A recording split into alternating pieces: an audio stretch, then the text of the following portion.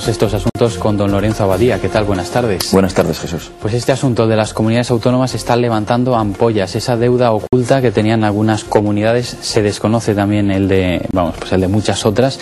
Ahora bien, hoy hemos sabido que el gobierno conocía este documento. Hacienda tenía en su posesión estos datos desde hace un par de semanas. Pero ¿a qué puede responder el hecho de que no se haya publicado hasta hace pocos días? Bueno, si una administración pública y una entidad no respeta o hace dejación de funciones y no, cuando menos no respeta los principios de transparencia y de buen gobierno, obviamente está sujeta a razones de carácter político, ¿no? Sobre todo cuando el gobierno que impera y que gobierna sobre ella y del que depende, pues se encuentra en serios aprietos en este momento respecto a esa cuestión.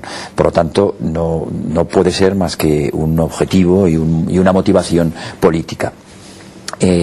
El problema, además, es no solamente de índole cuantitativo. Estamos hablando de mucho dinero, pero dentro de la gigantesca deuda que tienen las comunidades autónomas, bueno, pues es un poco más, ¿no? El problema es de carácter y de cariz cualitativo. Es decir, si ya teníamos una maltrecha imagen en España por lo ocasionado anteriormente con el gobierno ZP y por la poca transparencia que el gobierno socialista había mantenido en sus cuentas públicas, que también lo haga el Partido Popular, aunque sea en menor medida y en menor tiempo, no hace más que abundar en el desprestigio y en el descrédito de la clase política española. Y las comunidades autónomas, por un lado, son un lastre. Por otro lado, el sistema financiero español no está todo lo saneado que se decía.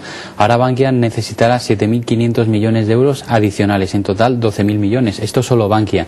Falta por conocer que necesitarán otras entidades financieras. Algunos economistas apuntan incluso que para sanear todo el sistema financiero serían necesarios hasta 100.000 millones de euros, cifra que España no tiene a día de hoy y por lo tanto ahora se habla más que nunca de ese rescate financiero. ¿Podría llegar y qué consecuencias tendría?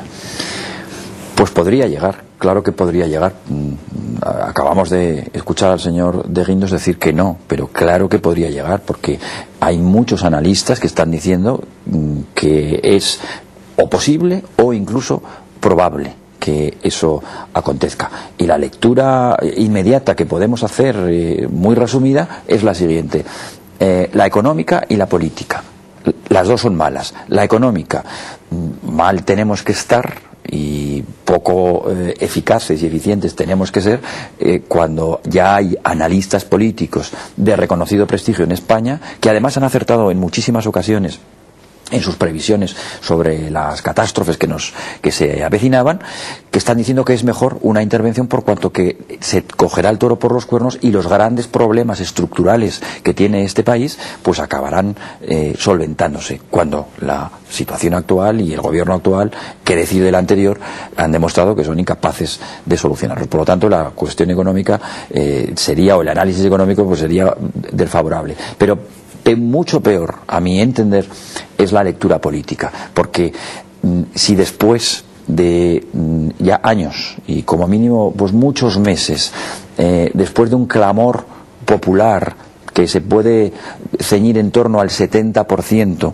que dicen y que manifiestan y que piden algunos, nos podemos acordar del 15 de mayo del año pasado, y me estoy refiriendo a la enorme cantidad de clase media que salió a la calle esos primeros días, que luego se tergiversó, pero que en principio, y que contó con un apoyo popular enorme, en torno al 70%, que luego ha sido contrastado, no ya ese movimiento, sino las demandas de la propia sociedad en cuanto que el sistema político español tiene que cambiar, que la clase política tiene que cambiar, y que también, como no, el Estado autonómico y el título octavo, el modelo de administración territorial, tiene que reducirse y tiene que modificarse sustancialmente. Si ese clamor súper mayoritario no encuentra su eco en las acciones del gobierno, y tiene que ser desde fuera, como dicen estos economistas de los que hablábamos, que ojalá vengan a intervenirnos, porque es así cuando se hará, lo que implica es, una lectura y un análisis del modelo democrático español absolutamente lamentable. Es decir, la calidad de la democracia brilla por su ausencia cuando las soluciones, no, aun siendo mayoritario el clamor popular, tienen que venir desde fuera. Es decir, dos lecturas, a mi entender, francamente malas. Pues don Lorenzo, muchas gracias por su punto de vista.